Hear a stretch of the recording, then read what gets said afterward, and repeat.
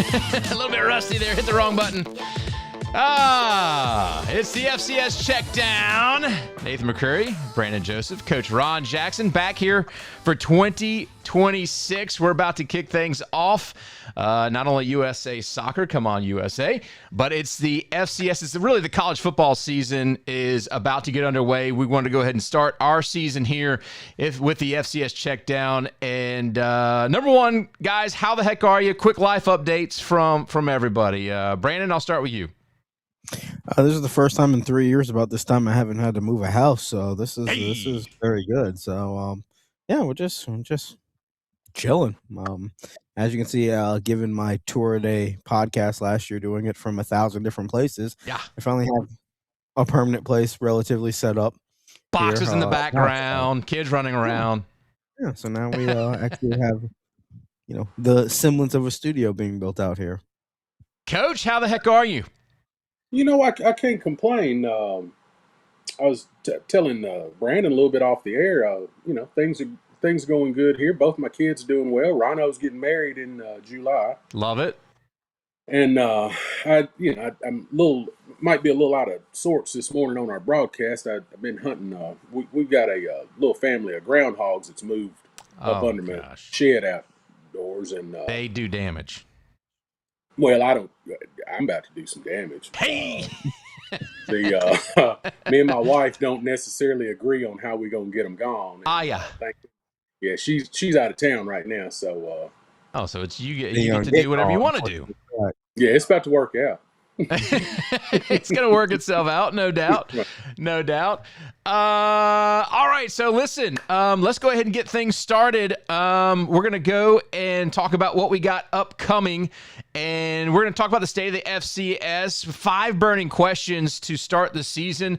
We got a segment called The Pretenders and Contenders, the FCS Checkdown Draft. We'll talk about that a little bit. We'll do that through over a couple different weeks.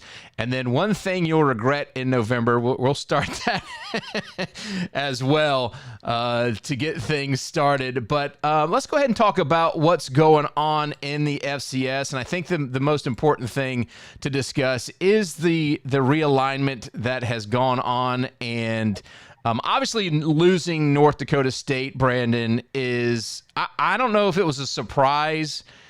We've been talking about how difficult it would be for teams to travel to Minot, North Dakota, or Fargo rather, and just your thoughts on North Dakota State jumping to the FBS and what kind of hole it leaves in the FCS.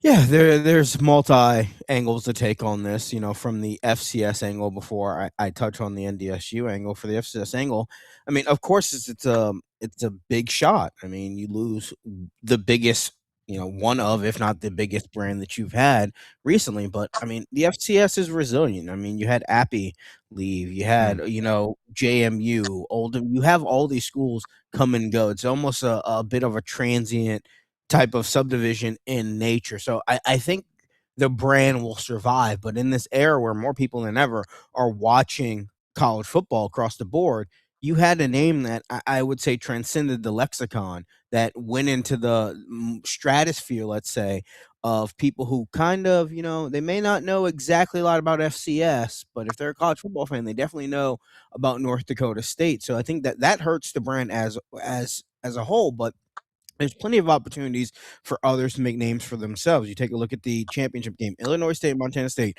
was the most viewed FCS game in history, and it did not include North Dakota State. So I think that has to be a good feeling for the brand as itself. I think it boils down to some of the bigger problems that we've talked about for years on this podcast, where if you're not going to advocate and grow your own brand, your own subdivision, then we can't really help you too much, or you can't be helped too much. So I think this is an opportunity for everybody to look around and go, okay, we lost North Dakota State. That was kind of the name everybody knew. How do we make new stars? How do we build new brands? How do we get more people interested across not just, our regional footprint, but our national footprint of the FCS? I think this is a great opportunity for people to step up. I mean, I think people are going to know Montana State. People are going to know Montana.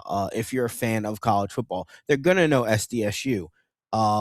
But outside of the regionality of it all is who takes the next step, who becomes that next name that College Game Day goes, okay, we have to take these guys seriously and really, highlight them or profile them and make them, the big name outside of the FBS. Now they have their own problems at the FBS level, but for the NDSU angle of this all, I mean, you got what you wanted. I think for years they've said that, people have been flirting with them. I don't know how people flirt with you, then ultimately you end up having to pay to go to that level. It's like going to a car dealership and them saying, hey, we're going to give you a Maserati, and you go, nah, we're good. We're going to go pay for the Jeep Grand Cherokee.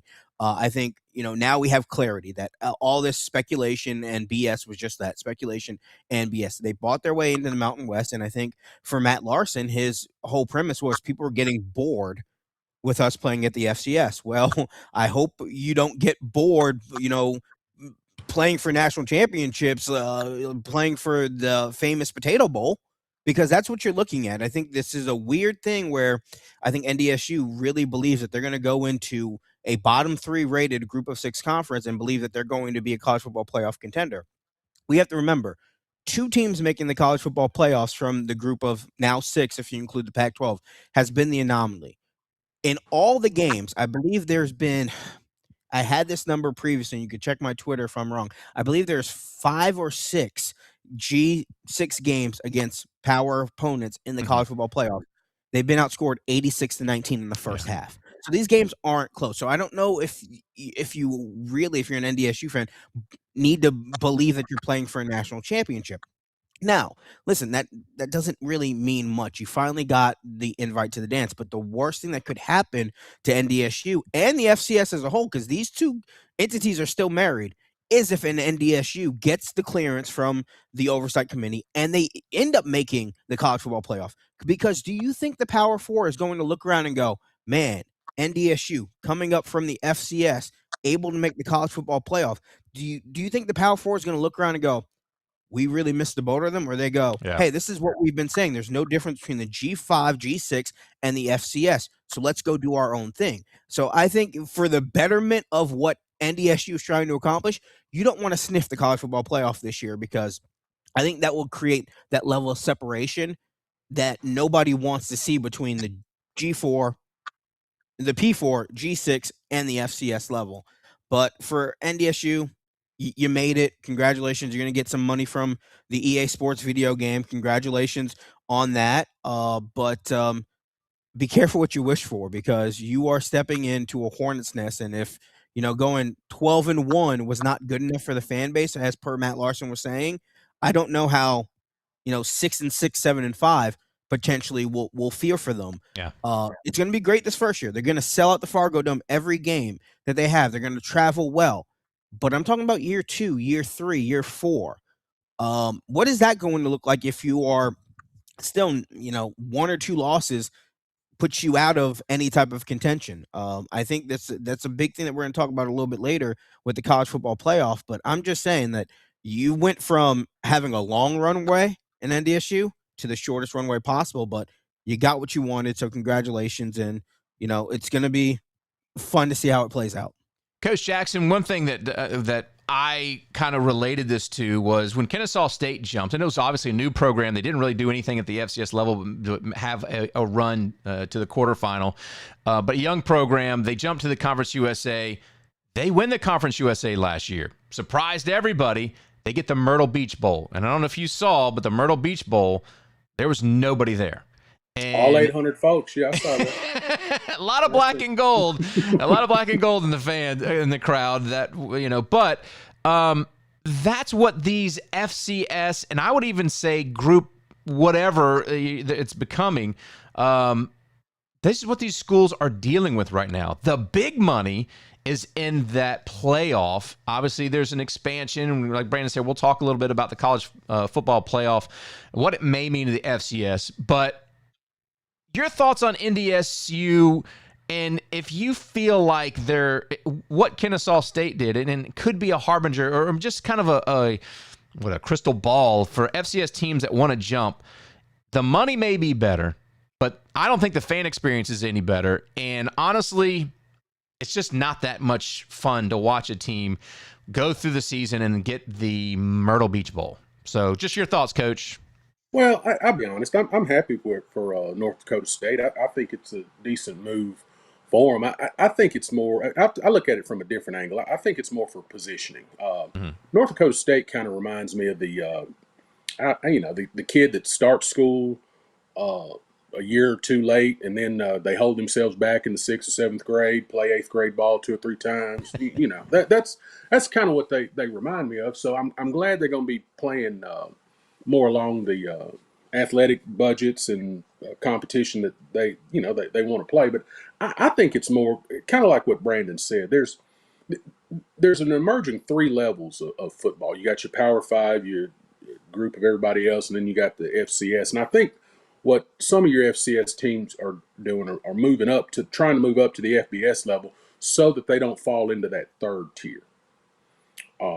So I think it's obviously not the fan experience or anything like that, but I think it's more positioning for the future because they don't want to fall any further behind than where they perceive that they are already. And it's money. I mean, honestly, it's money, and revenue sharing across Division One has got to be on the table somewhere because these teams, it is so expensive to run these football teams. I think, and for those who don't know, Brandon and I were around the Kennesaw State team from the very beginning in 2015 when they started a program. And I think their running budget was supposed to be about $6 million, and ended up being like $20 million a year. And that's a lot of money. That's a big university, and they have plenty of money coming in. But what was allocated for the athletic department was not very big. So, money is important, so they're going to have to figure something out there. Before we get to the other conference realignments and let you guys have some other comments here, I do want to remind everybody that if you're watching live, you can put a comment in the chat. I'm monitoring those. We'll put those up. Stephen Vitt, we're going to be talking to Stephen Vitt next week on his podcast, which is going to kind of be fun. FCS Northeast in the chat as well. Kobe Cluth, congratulations, a Montana State fan checking us out. You can put something. We would love to have your comments. If you're watching this in replay, which most people do, leave a comment. We want to hear about what we can do better, what you're thinking about the FCS season coming up, because there are a lot of changes, and I think NDSU leaving is the biggest one. Sacramento State going, whatever. They'll be They'll be back. Sacramento State was the person at the party that goes, "Hey, I'm leaving." Everybody else is like, "Whatever." Yeah, right. Yeah, right. Yeah. But you did have the Patriot League obviously poached what CAA used to be, and now you're going to have Richmond, Villanova, William and Mary, the band's back together in the Patriot League. Brandon, I think Patriot League has just clicked up a couple notches as far as their prestige as a conference just overall. Yeah, I think that with teams leaving, there becomes opportunity. But yeah, for the Patriot League, I think the growth of that, they made a real emphasis on, hey, let's try to put together some rivalries. Let's try to put together a region where this is college football back in the 80s and 90s, where we're gonna have regionality to it. And I think the CAA, they're at a very interesting crossroads with where they're gonna go and how these teams, I mean, I don't think that model necessarily will work with them dipping around. And when they were the Colonial and they were filled with teams from, the Southeastern region and that footprint, that kind of worked for them. Now you saw them start to get away with this, and they want to hop on the boat of the expansion train, and it's come back to bite them. So I think this is going to be a interesting thing to play out. Do we have a shift in the power dynamics of the conference? Because, yeah, we do know, and there is a hierarchy, and we've talked about this before. We will see, 1 and 2 be Missouri Valley football and Big Sky.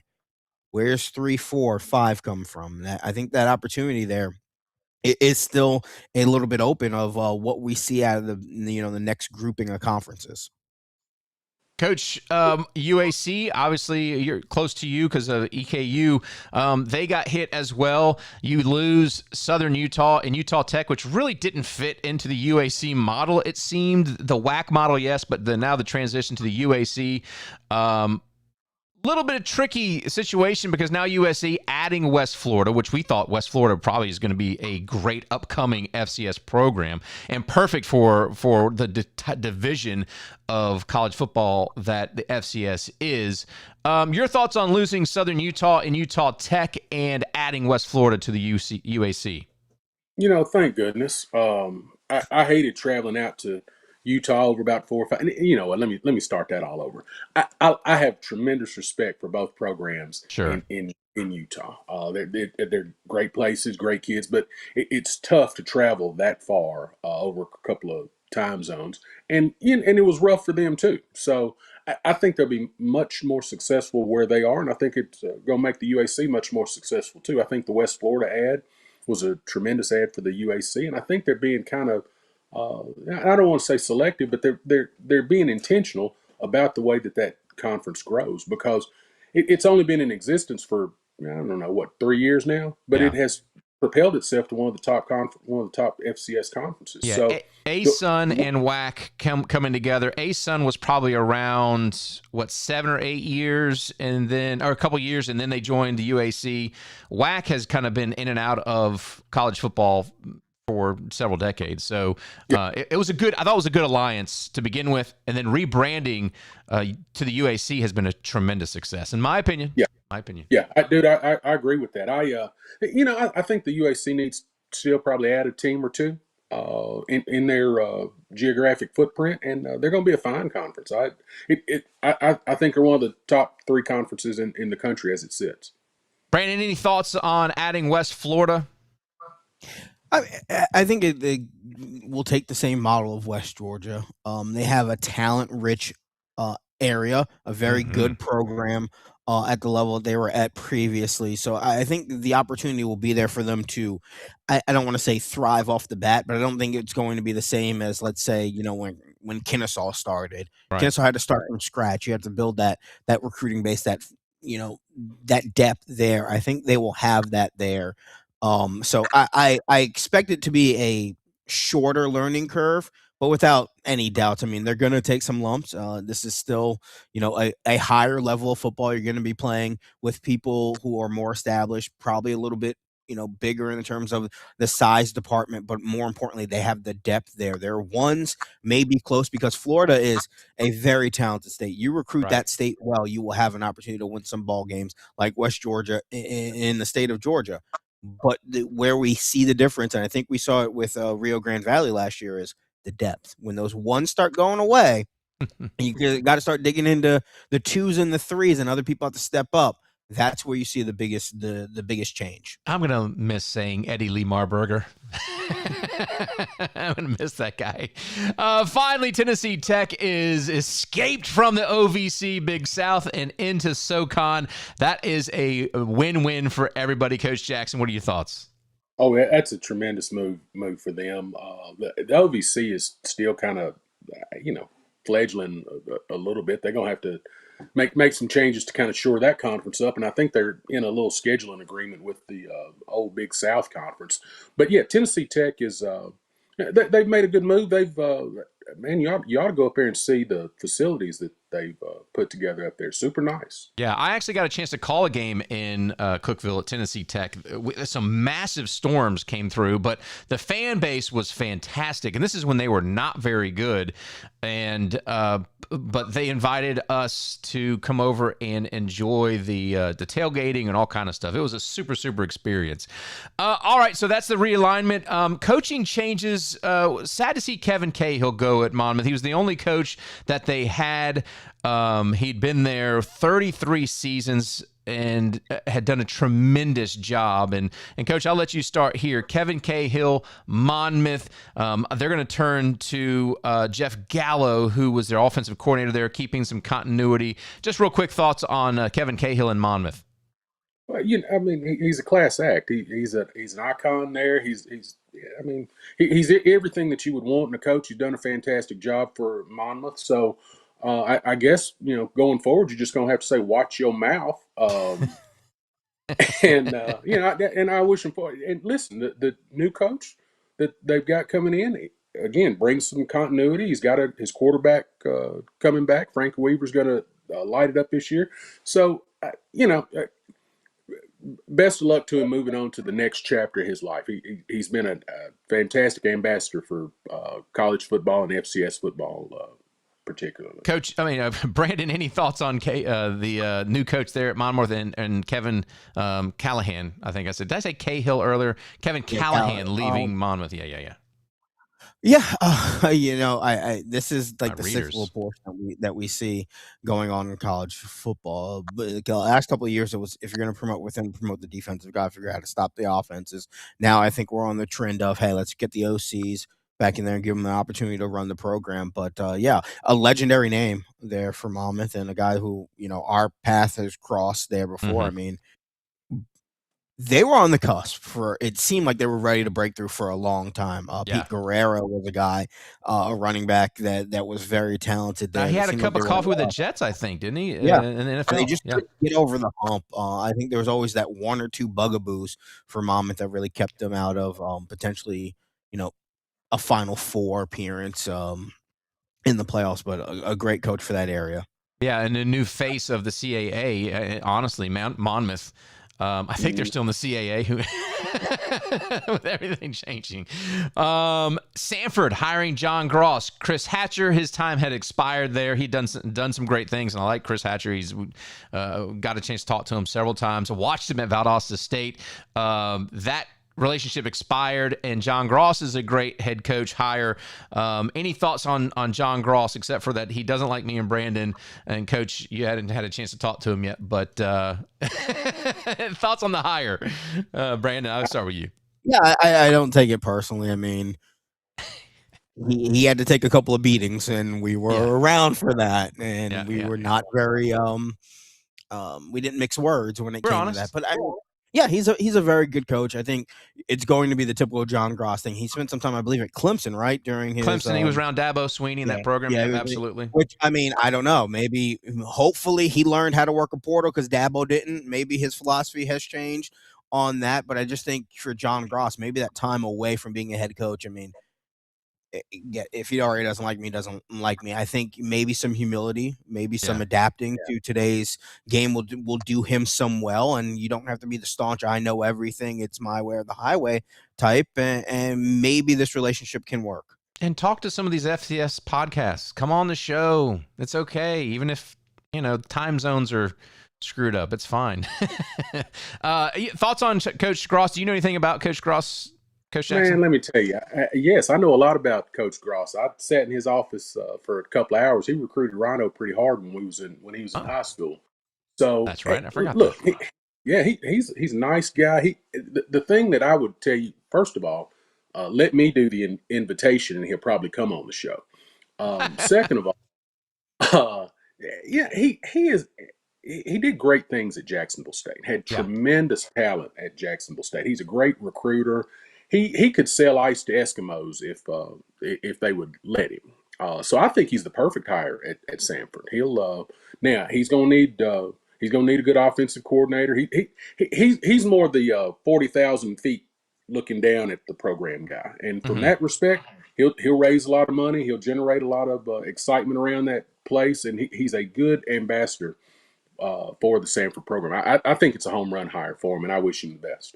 Mercer has a new coach. Mike Jacobs was successful enough that he was offered the FBS job at Toledo. Mercer then tabs Joel Taylor, who was at West Georgia building a program over there. We talked about that a little bit last year. I think it's a great. I'm sorry. Did Mike Jacobs earn the call up, or was he the only one willing to take the Toledo job? Yeah, I'm not good. They were about 7 minutes away from calling one of us three. Yeah. Well, it's kind of like Tulsa in calling up some of those. Anyway, I do think it's a great thing for Mercer to bring in Joel Taylor. I think he's a fantastic head coach. He's going to be different than what Mike Jacobs was. Mike Jacobs was very defensive minded. I think Joel Taylor is going to bring a little bit more offensive thought to the game. But we talked to Joel Taylor a couple times. Hopefully have him on here in 2026. But overall, guys, you think a thumbs up higher there, Joel Taylor? Oh, yeah. Hey, listen, it's a win-win for both programs. Joel Taylor will do fantastic at Mercer, and he left West Georgia in pretty good shape. And the coach, I think, Englehart that's coming from Presbyterian that's coming to West. That's a home run hire for them too. It's one of the few times that when people start moving around, that it works out for both teams.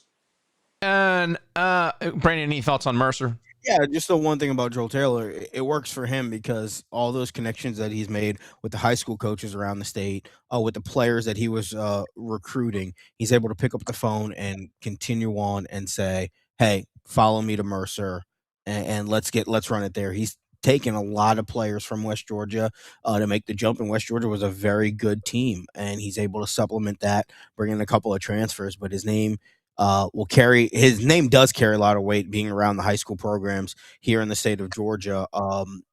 And he has a lot of respect among the coaches. So for him just to make that transition up for Mercer, like Coach Jackson said, it's a great hire for Mercer. The only other thing, a couple other things. South Dakota loses Travis Johansson. He is going to be the defensive coordinator at Rutgers. A couple of FCS coaches jumped over to the Rutgers squad, which is still Greg Schiano, I think, is still at Rutgers, if I'm not mistaken. They promote their co-offensive coordinator, Matt Vitzthum, I'm not sure how you pronounce his name, to maintain continuity. So the Coyotes are going to look a little bit different. And then we got to talk about Montana. Bobby Houck says, listen, it's sometimes you just got to spend enough time. You've had enough time of football, around football, time away from family. It's time to spend more time with my family. I'm retiring from Montana. And then 30 seconds later, he accepts a new job in the FBS level. Coach Jackson, Bobby Houck is out at Montana. They have their head coach is going to be Bobby Kennedy has been tabbed as their head coach. Thoughts on the change there? Well, you probably don't have to change the first name on the nameplate on the door, so that'll save saving money there. Listen, Montana's on cruise control right now. It's a good hire for them. And good for Coach Houck moving along. But I'm not on today. I'm not going to be worried about Montana's program. They're one of the best in the FCS, and I think it'll continue to roll on for them. They got plenty coming back. They got the Ayat kid coming back. They got the running back coming back. They'll be fine. Yeah. Brandon? Yeah. I've been waiting for this one. I've said it before. Coaches will tell you that they love you and then be the first to leave you. I mean, if you believe them when they say they love you, that's your fault. I'm going to be with you forever. I'm a lifer. This is home. This, that, and the other. Do I fault him? No. Do I lose a little bit of, I don't want to say respect, but do I look at him kind of differently? Like, if you're going to leave, just leave. Like, I'm retiring, and then I'm going to go join Burt Beal and my staff in Illinois. Being an FBS coach in today's era is the easiest it's ever been because you are allowed to have so much more support staff. I do not blame any coach, whether you're a head coach at the FCS level and you go, hey, I'm going to go be an FBS coordinator because, hey, the total amount I had for my whole coaching staff here at the FCS level, I have on one side of the ball here on the FBS level. And I have all these GAs, and I have everybody that watches film, and I have everybody that comes to me with tape and says, hey, how do you like this kid? Okay, we'll go recruit him for you. So I don't fault any coach for making the jump there.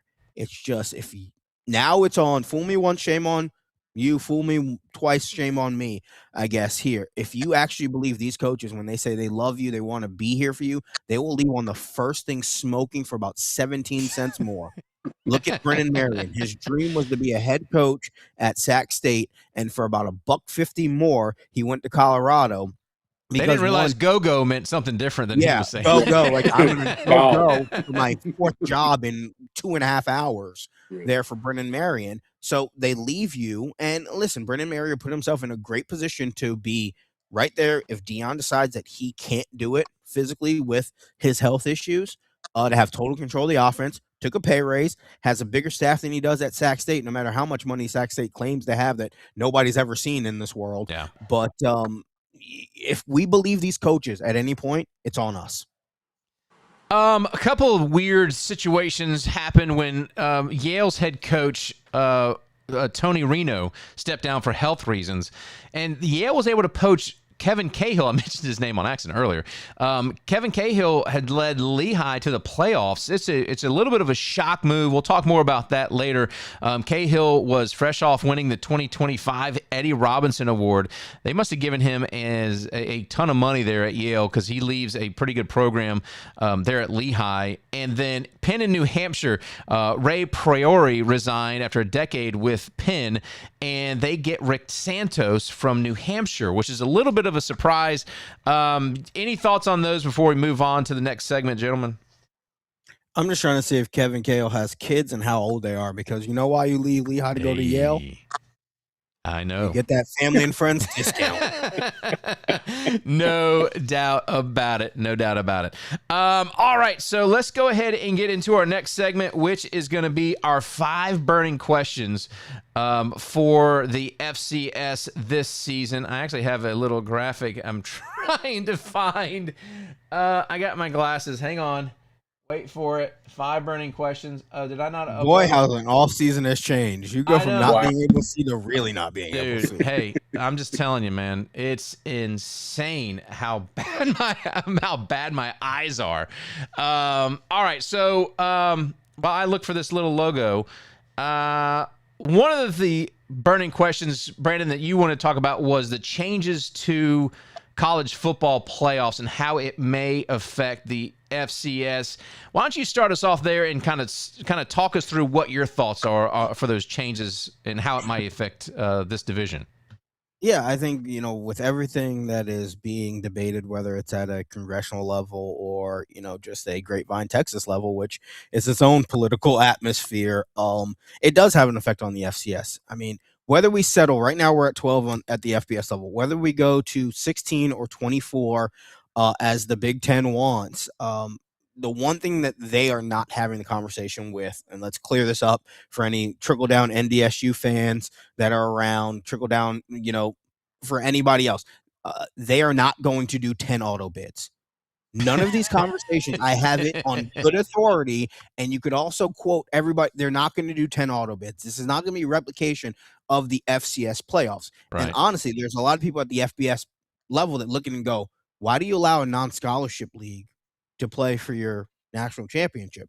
It's kind of a question mark for them. So that will not be replicated in any way, shape, or form. You also have to remember, the college football playoff is a separate entity from the NCAA.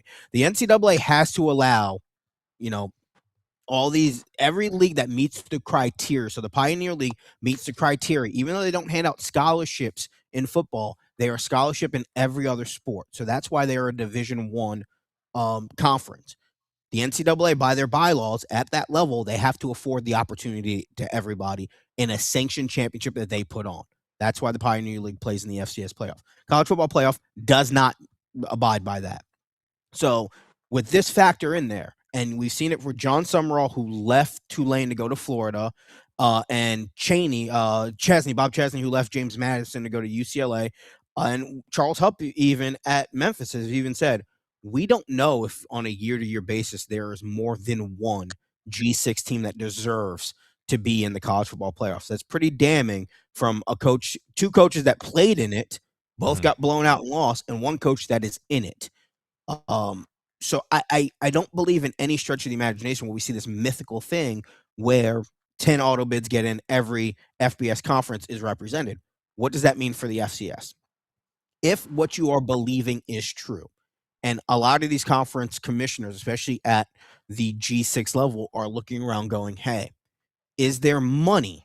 Is there profitability? Can we make this work to put on our own thing? Then at that point, that becomes the second tier championship rather than the FCS playoffs. What is more likely to happen at that point is there is not 12 to 16 good enough teams at the G6 to put on a viable championship. So as long as this continues, the way that this was looking to shape out is you will see some type of homogenization between the FCS and the group of 6, whatever it may be. Now, the group of 6 may not be the group of 6 for much longer. Expect the Pac-12 to do something to try to get back up into that power status. I think the Pac-12 really thought, and Commissioner Gould over at the Pac-12 really thought she could force a reverse merger with Commissioner Navarez out of the Mountain West and create a super conference. That did not happen. They settled their lawsuit now, but expect the Pac-12 at some point to be some players. Expect the Big 12 to try to solidify themselves as well. So I think the changes at the top, just always remember, you want, the SEC and the Big 10 to be successful. You want them to have their way with this, because the more and more this thing gets convoluted and the more and more we talk about equity, that's going to make them upset. Yeah, that's going to exactly. make them want to break off. You want them to be happy, given the fact that Alabama, Georgia, Ohio State, Michigan, Indiana, if they choose to repeat, are winning national championships equally split between the two power conferences, because those are the two that make the decision. Now, they can't make a unilateral decision outside of the format, how many teams get in the college football playoffs. But what they can do is garner favor, and they only really need, I believe, given the numbers, one conference, whether it's the ACC or the Big 12, to agree with them to split off and do their own thing autonomously. That is the worst case scenario. So I think the college football playoff, their infighting is actually very good. Their infighting amongst themselves is great. The more the G6 tries to insert themselves into, hey, we all want to sit at the table, that is the most detrimental for the FCS.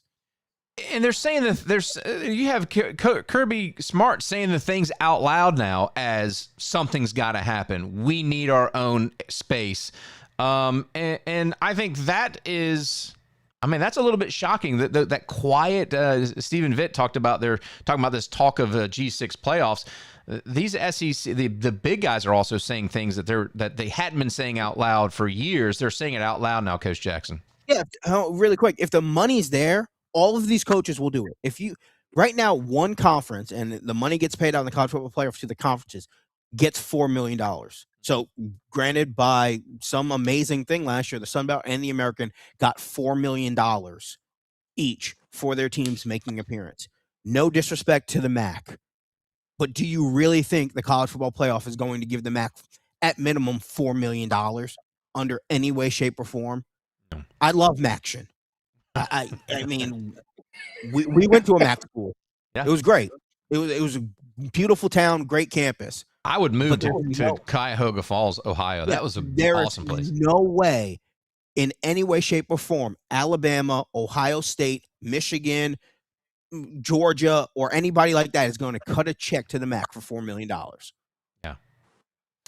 All right, so the trickle-down effect. Oh, Coach Jackson, I'm sorry. The coaches are saying that stuff out loud now, that the divisions are separating in a way that you could see coming, but they tried to hold it together with loose thread for years and years and years, and now it's just not there. And you're having these teams jump from division to division, from level to level, and they're really chasing money, but the payoff, like Brandon said, it just might not be worth it.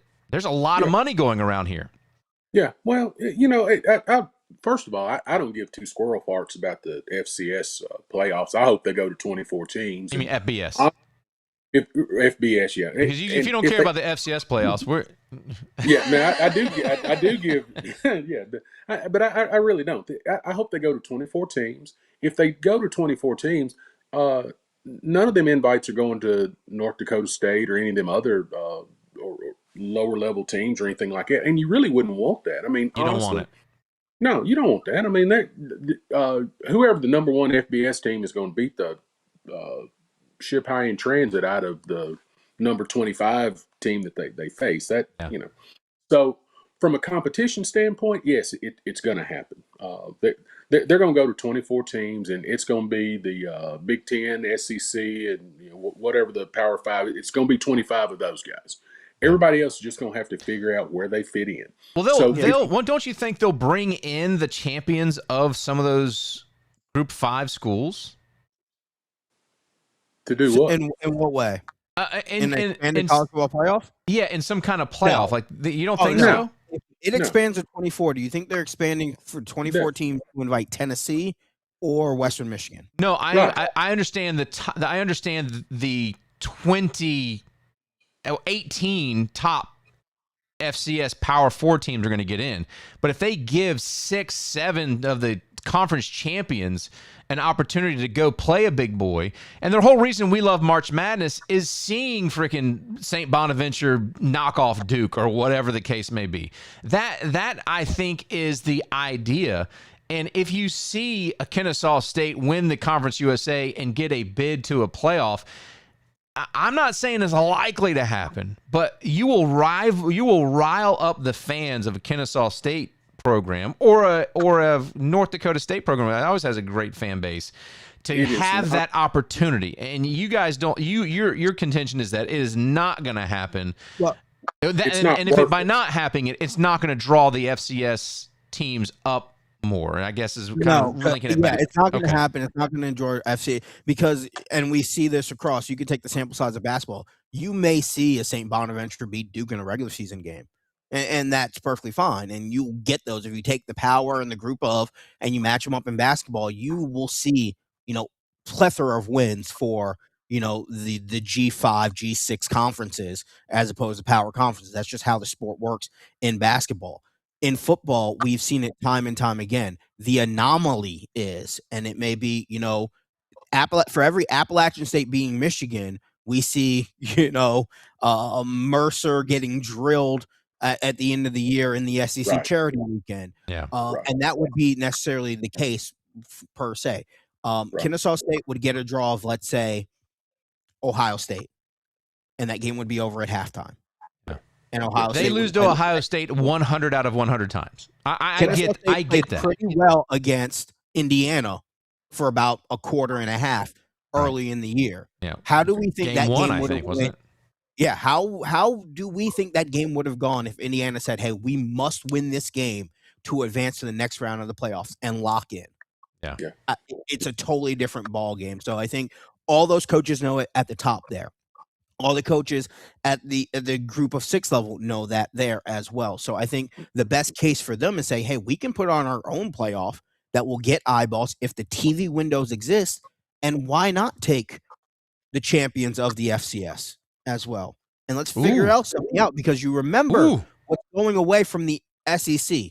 The SEC is going to 9 games, and they said we're taking away that charity weekend that we play FCS schools.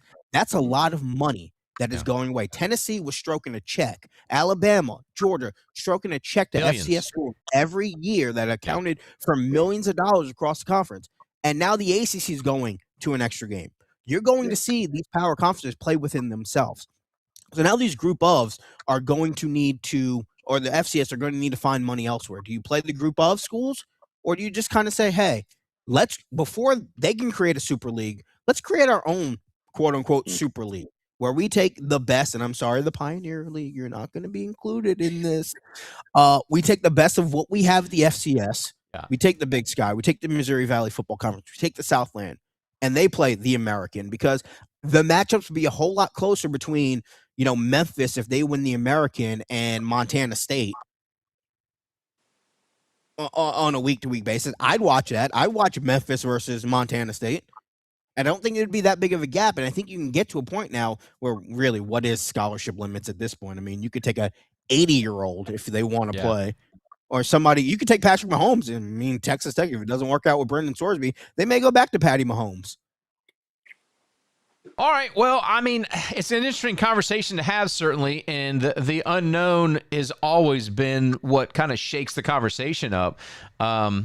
And things are continuing to shake up. It was the FCS level that really was an earthquake foundation for a couple of years. I think the stability is there, and now it's what do you do with the gap? So it definitely is an interesting question to ponder. We'll do that all year long, no doubt about it. All right, so let's go ahead and move on to our next question, which is which conference will make the most noise? And Coach Jackson, I'll let you start here.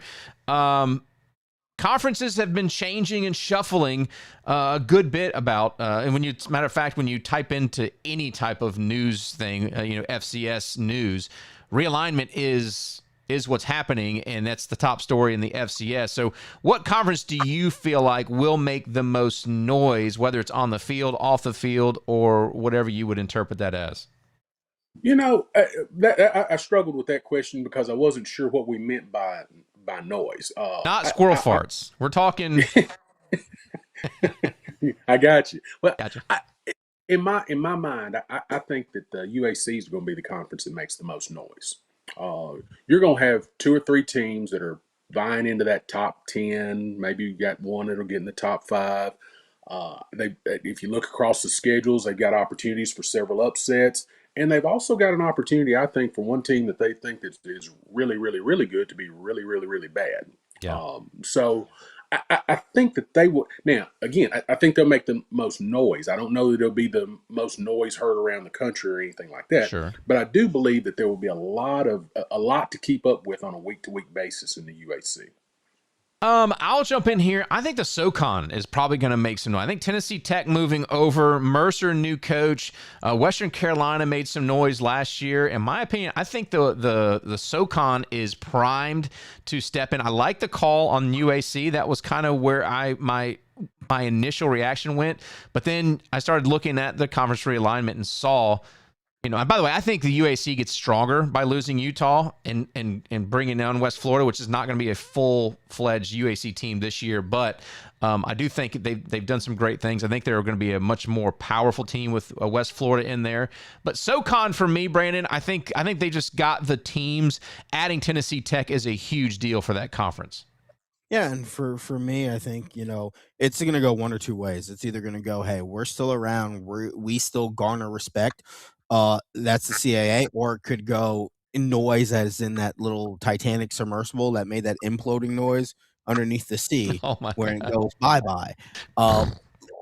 Maine, Rhode Island, Monmouth, they have teams that could very well make the playoff as an at-large. They'll get 1 in there. They had 4 in there last year. Are you telling me 4 becomes 1 this year for the CAA?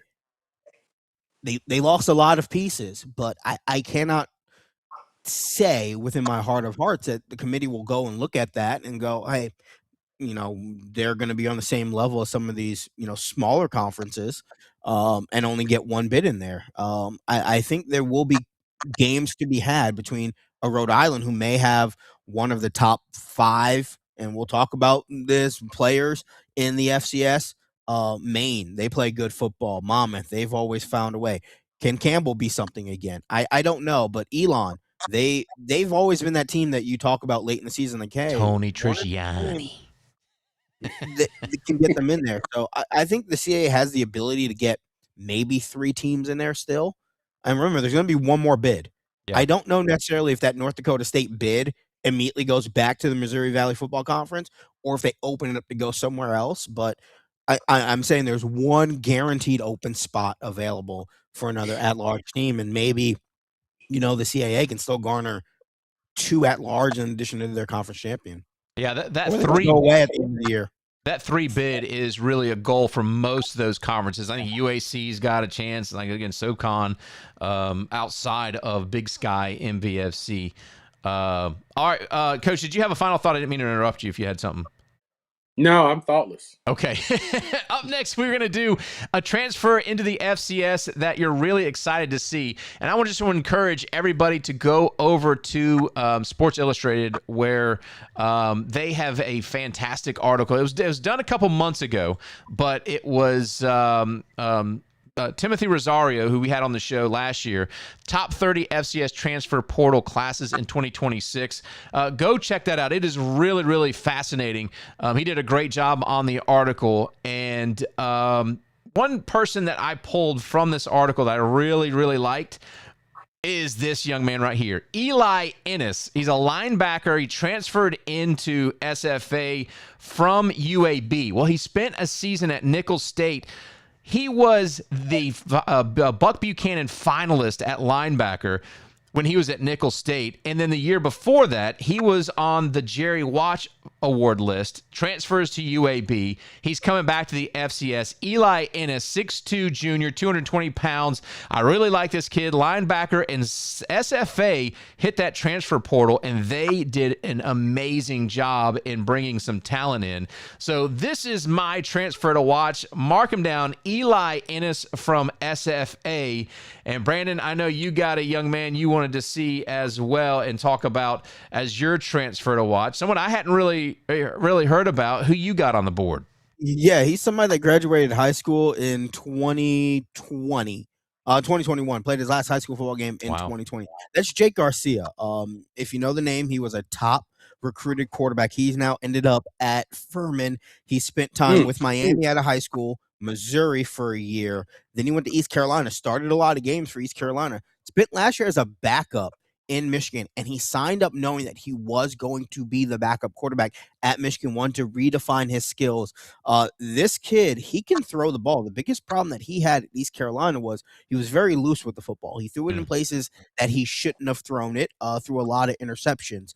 Well, those passing windows got a little bit tighter there, and he made the steps that I believe to try to round out some aspects of his game. So I think Jake Garcia could be a guy that could step into Furman, have an impact there. He's a guy with a huge arm. He's a guy that's very confident, can put the ball in the tight windows. And now that he's, I think, gotten better with reading defenses, spent a year without any pressure on him to win a starting job, I think he's rejuvenated, and I think he could be a very impactful player for Furman this year.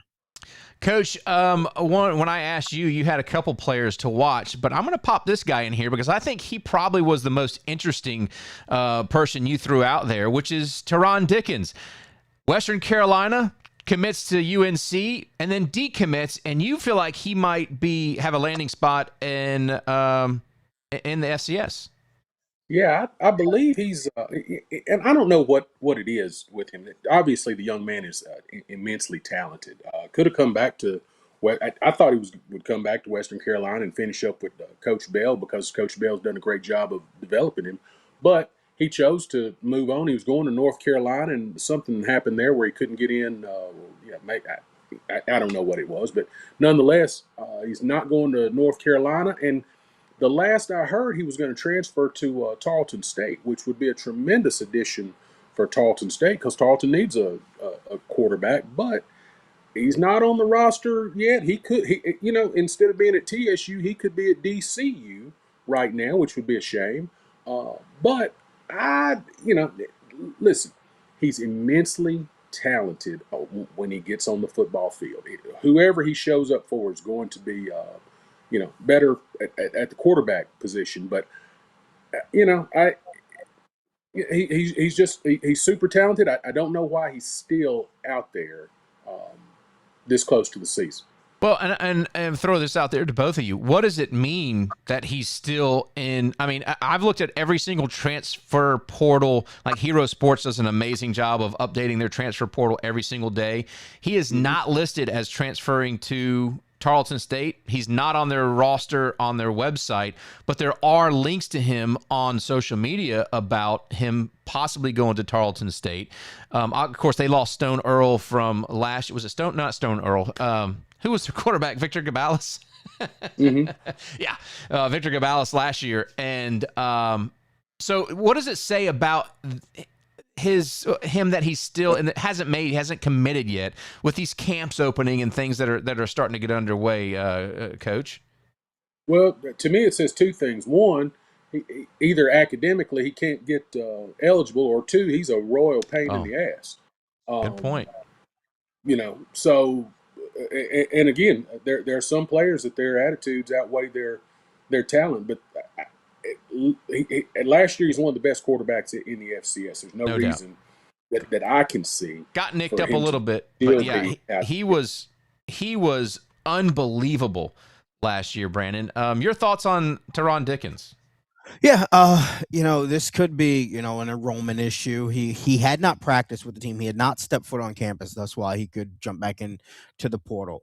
I think the overwhelming belief was he was not going to win the starting job for Bill Belichick. And I think Teron Dickens, why would you leave Western Carolina, go to North Carolina if you can't start there, considering how bad North Carolina was last year? For Teron Dickens, the math isn't mathing right now. There are a lot of question marks, and it could be as simple as he knew he wasn't going to start there, so I'm not going to step on campus and have to stay here at this point. Let me go back in the portal and wait for somebody to basically give me a starting job, which, we saw Joey Aguilar. He enrolled in Tennessee. Now it wasn't, June, it was April by the time he got to Josh Heupel in Tennessee, but he stepped right into a very good situation after Nico Imaliava ended up leaving to go to UCLA. So maybe he's waiting for the perfect fit of somebody to come calling after the early camp run, and they go, okay, we probably need somewhere to go at quarterback, and it's not working out. But for him, the longer he waits, and I don't know. I don't know if it's the longer the waits, the less options he's going to have, because he is a quarterback. He's a very skilled quarterback. And a lot of times, if a team is that desperate, they'll bring you in and go, hey, here's our playbook. What can you run to start the year? You can learn the rest of this over the course of the year, but what are you comfortable with week 1, week 2, that we can just get started with? So I think for Teron Dickens, it's got to resolve itself soon. You can't go into August without a landing spot. So I expect that we should hear something, I would say, no later than the end of June about where he's going to go, because at some point you got to be able to enroll in classes to be able to play football. So I think, that's a huge question mark on what happened in North Carolina, if it's anything more than he was able to read the room and realize he wasn't going to start for Bill Belichick. And he's 5'11", as that thing says, and he's 5'11", if that. That's a big obstacle for some coaches that they don't want to deal with, or they don't want their quarterback to be 5'11", even though we've seen Aguilar, Diego Pavia. We've seen pretty much a lot of 5'11" guys play really well. 3,500 yards, 38 touchdowns, 2 interceptions. The latest I saw, like Coach Jackson said, Tarleton State is an opportunity, but Texas Tech looks like they have their eye on him as well. All right, moving on to our 5. I don't know if I'd bet on that. Big questions. I'm not betting on nothing. Moving on to 5 big questions. One of the things we said, what underdog team do you feel like you want to watch this year? I'm going to pop this up because we got this earlier. I'm going with Idaho, guys. They were 4-8 last year. They have hit the transfer portal extremely hard, and I'm really impressed with some of the talent that they brought in. And, I really do believe that last year was just a what would you say, like a dip in unusual Idaho kind of football. I think they're going to come back strong. I wouldn't be surprised if they compete there for an at-large bid. I really like what Idaho's doing in the transfer portal. And, we shall see. That's my team to watch, is Idaho, Brandon. How about you? I'm going Rio Grande Valley. I think they brought in a very good quarterback in Garrett Rangel. He spent last year at Vatech, did not play, but Vatech was an absolute mess. But before that, he played some games at Oklahoma State. He's a Texas kid, fits the mold of what they like to do. Guys who can drop back in the pocket and throw it around. He can use his legs a good amount there, but he is a guy that can sling the ball. And you take a look at the problems at Oklahoma State when he was at Oklahoma State. I don't think it was a Garrett Rangel problem. This was a program that was getting fleeced up in Stillwater by a coach in Mike Gundy, who held him over the table for years. He's 40. I think Garrett Rangel could be a kid that could step in for Rio Grande Valley, and a team that we looked at them at times and said, could this be, something special out of there?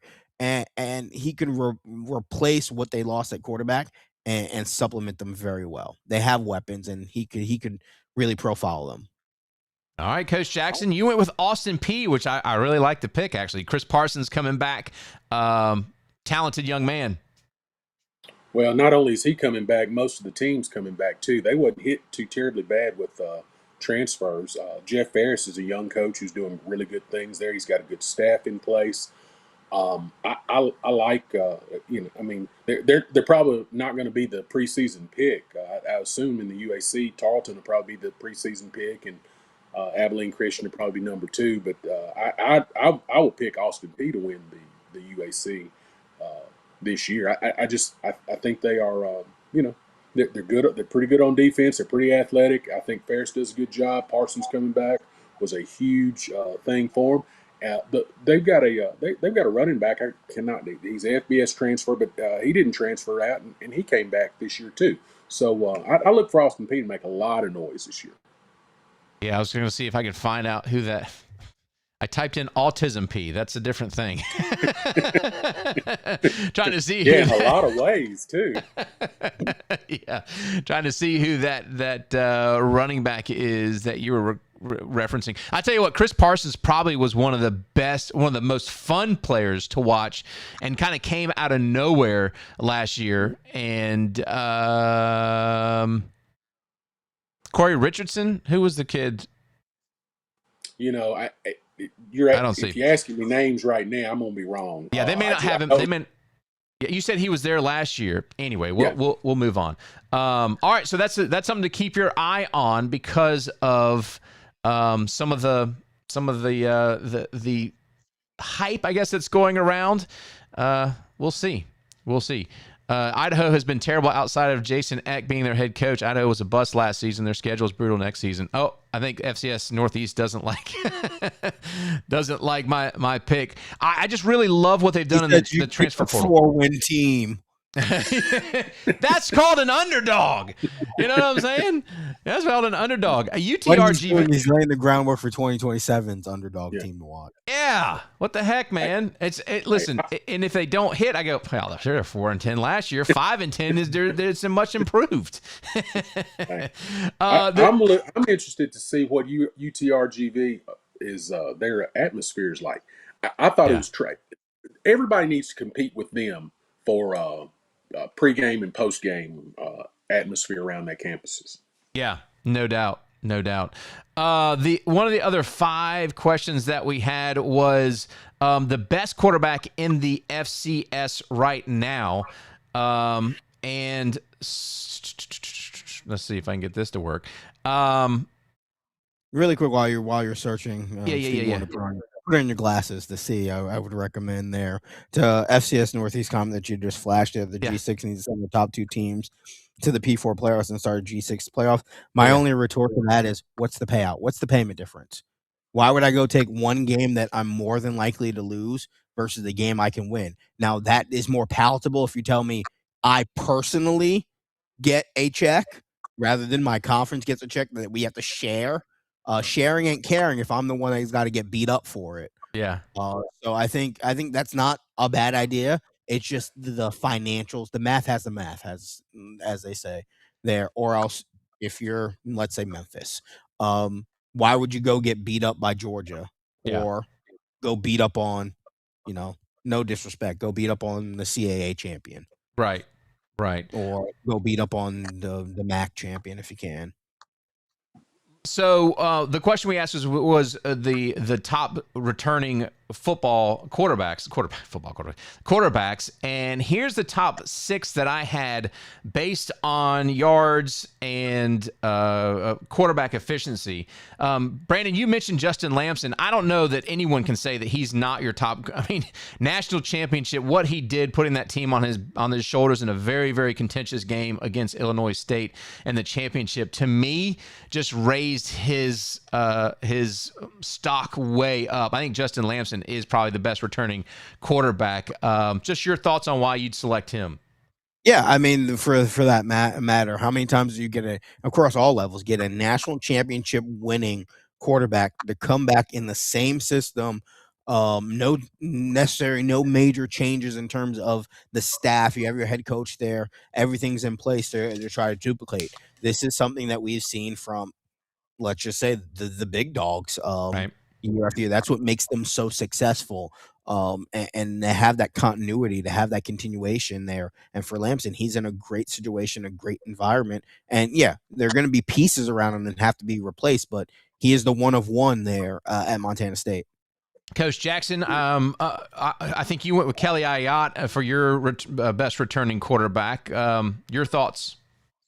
Yeah, because it sounds cool. I tell you what, his story is amazing. His dad, also an alumni there, and he doesn't take the money to go out of Montana.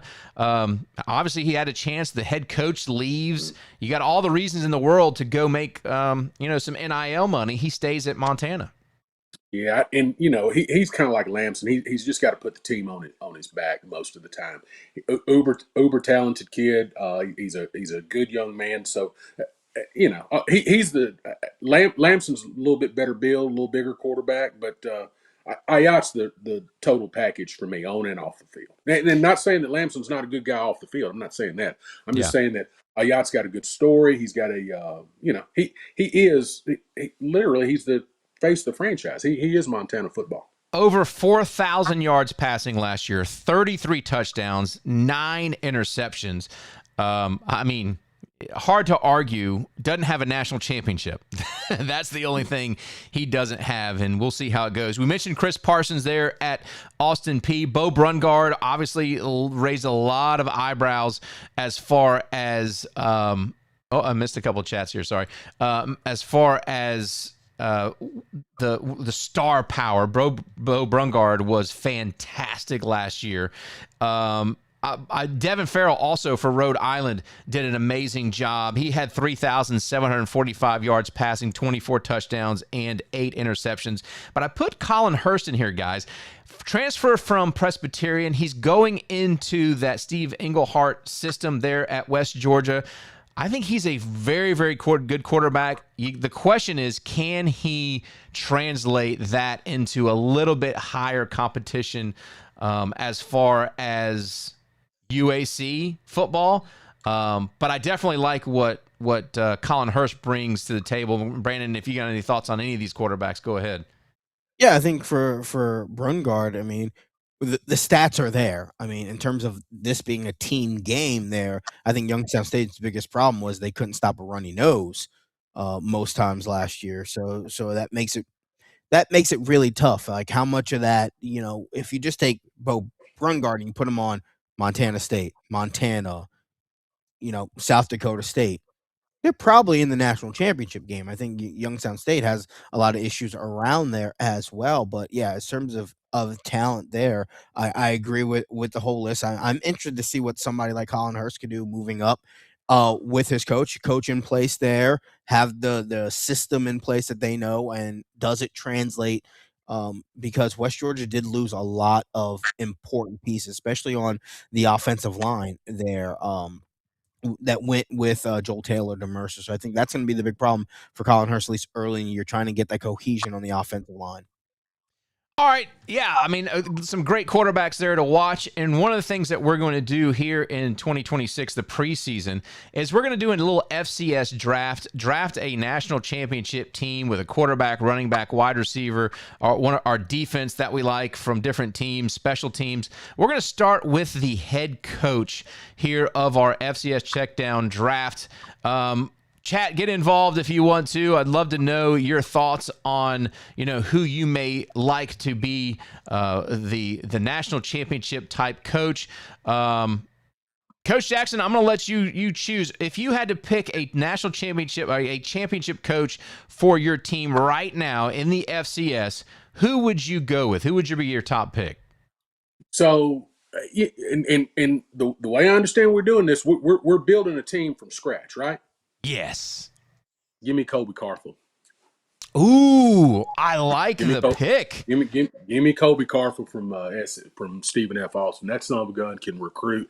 If he can recruit the good-looking kid with the nice hair a minute ago over to Stephen F. Austin, he gets it done. Plus, defense wins championships. He's gonna have that defensive squad ready to go. He's gonna be good, physical, up front. Let me have Coach Carthel.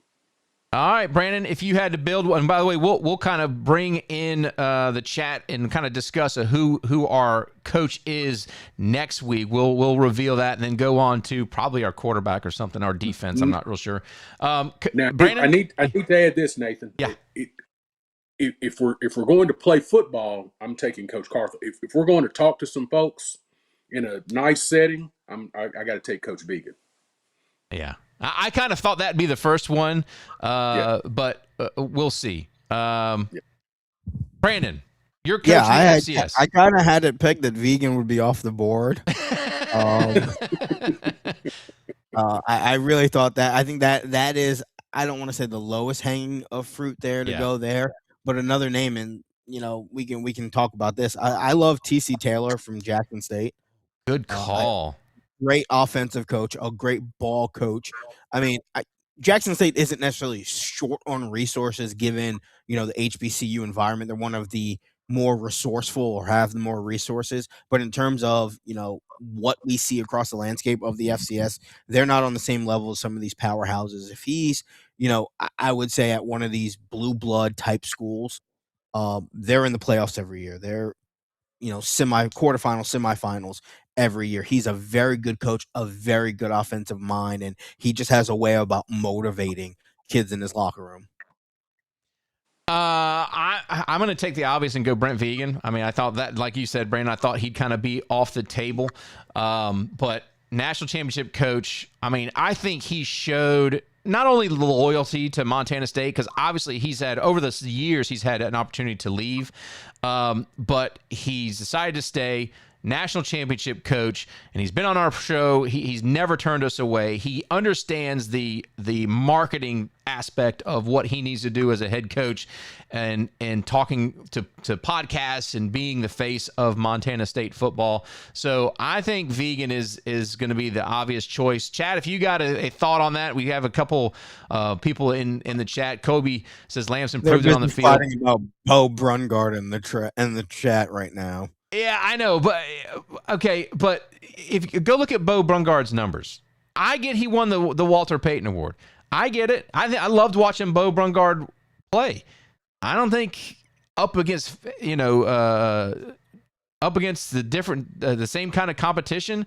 I think look at what Youngstown State did. I mean, they didn't make a very deep run into the playoffs, and anyway, I love Bo Brungard. There's no doubt about it.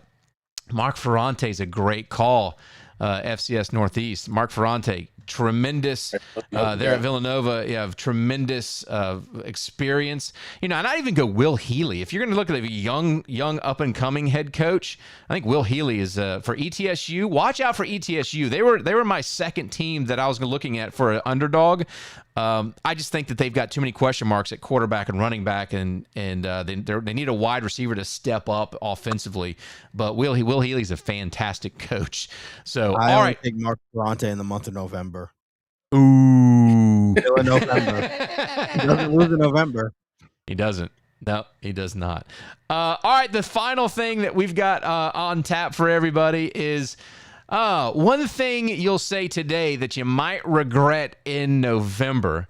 And I'll get started here. I think that I'm going to go ahead and say, what do I want to say? I'll go ahead and say Lehigh returns to the playoffs. They lose their head coach. Lots of change, but I'm going to say Lehigh is going to be a playoff team in 2026. Coach Jackson? Yeah, that sucks. Oh no, you want my pick? I may regret it. The thing that I will regret in November, because I'm going to say it now, the Ivy League gets 2 teams in the playoffs. Ooh. Okay. Ivy League, 2 teams. Brandon. Brandon never regrets anything, by the way. Yeah, South Dakota State has the best quarterback, but nowhere close to the best team. Okay. So are you saying they don't make the playoffs? I know they're going to make the playoffs. I mean, if they well, that's not a very something to regret. Step out on a limb. You want to know something? I don't think they're going to be in the top 3 in their conference. Okay. Outside top 3 in conference. I think they will have the best quarterback, but as we saw last year, this is a team that is highly flawed, and you lose your what you're chasing after. They went on to bigger and better things. This is a very different South Dakota State team. It's not going to be a fait accompli. They're going to step up and be what North Dakota State was. All right. FCS Northeast. Lamson is not winning a title at Youngstown State. Lamson was not good enough to start. Was on. I'm guessing FCS Northeast is a Youngstown State fan. Wait, hang on. I got it. Was not good enough to start at Syracuse and Stanford. Like that's the bit. Like Syracuse and Stanford play in the FCS. Yeah, Bobby Wilder. Good call. I'm gonna help at Northeast out. I like the kid from Youngstown State. He's kind of like Johnny Manziel. He plays that duck and chuck. Now, I don't know that you can repeat that consistently, but Yeah. he's your drinking man at the bars quarterback. He's that guy.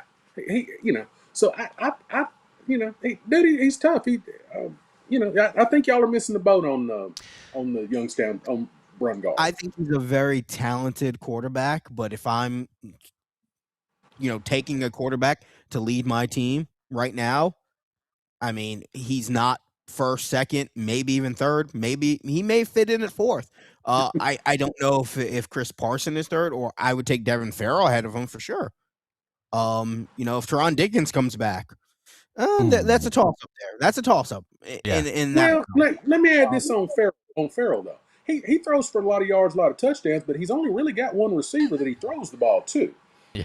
Out of them 3,000 yards, that one receiver's got about 2,500 of them, I believe.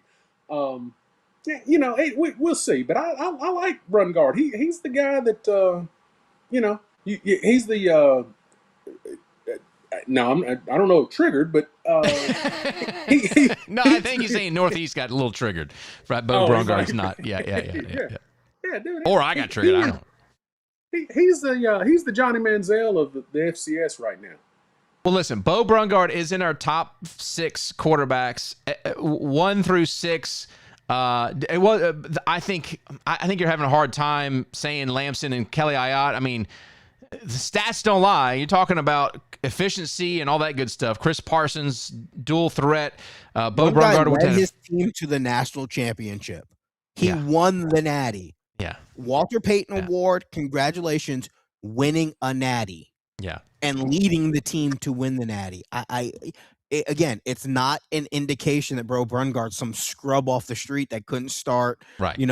At Southeast Technical Community College of the Arts and Sciences. No, nobody's saying that. But if I'm picking a quarterback right now, I want the guy who is battle tested, went through the fire, won the Natty, and the moxie he played with in that national championship game.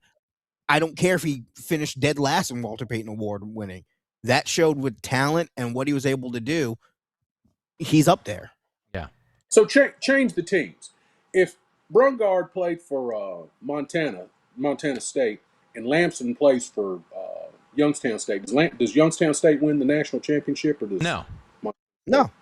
No, it's a team game. I mean, everyone understands it's a team game, but the point is that when you isolate it to top quarterback, you look at things like yards thrown, touchdowns thrown, quarterback efficiency, and interceptions, and out of all those, Bo Brungard doesn't sniff the jock of Kelly Ayotte and Lamson. Sorry, he just doesn't. Well, I didn't pick him. Kelly Ayotte was my You know guy. what? I'm triggered. Clothes right. And honestly, I don't think. It's a very convenient argument when you say the team that won the national championship had more weapons. I think if we had this conversation last year, I think, 1 for 1, I think Youngstown State would have been up there with, check by check of, hey, they got a good player here or there. And it's not that big of a gap in weapons per se. I'm sorry, I don't do the deep dive on, the too deep for Youngstown State as compared to Montana State. I have a life.